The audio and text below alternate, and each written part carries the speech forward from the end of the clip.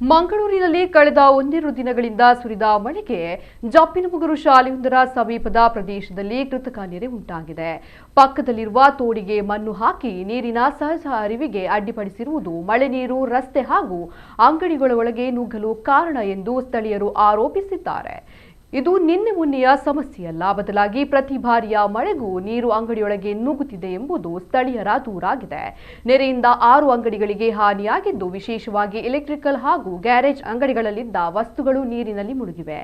ರಿಪೇರಿಗೆ ನಿಲ್ಲಿಸಲಾಗಿದ್ದ ಬೈಕ್ಗಳು ಹಾಗೂ ಎಲೆಕ್ಟ್ರಾನಿಕ್ ಸಾಧನಗಳಿಗೂ ಹಾನಿಯಾಗಿದೆ ಎಂದು ಅಂಗಡಿ ಮಾಲೀಕರು ತಿಳಿಸಿದ್ದಾರೆ.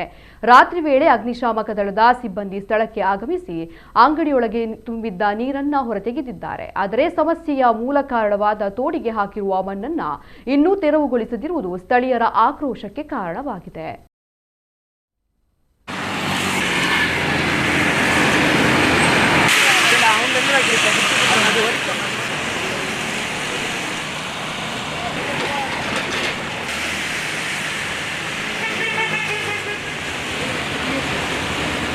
ಮೊದಲು ಈ ಥರದ್ದೊಂದು ಸಮಸ್ಯೆ ಇರಲಿಲ್ಲ.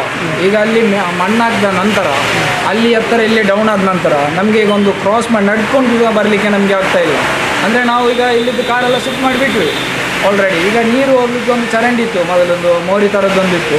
ಈಗ ಅದನ್ನು ಕೂಡ ಕ್ಲೋಸ್ ಮಾಡಿ ಮಳೆಗಾಲದ ನೀರು, ರಸ್ತೆಯದ್ದು ನೀರು ಎಲ್ಲ ಈಗ ನಮ್ಮ ಆಫೀಸ್ ಒಳಗಡೆ ಬರ್ತಾ ಉಂಟು ನೀರು.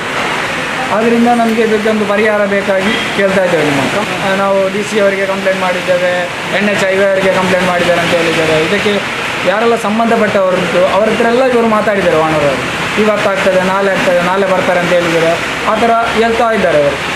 ಯಾವುದೋ ಒಂದು ಈ ಥರ ಇಲ್ಲಿವರೆಗೆ ಯಾರು ಒಂದು ಇದು ಮಾಡಲಿಲ್ಲ, ವಿಸಿಟ್ ಮಾಡಲಿಲ್ಲ ಇಲ್ಲಿಗೆ.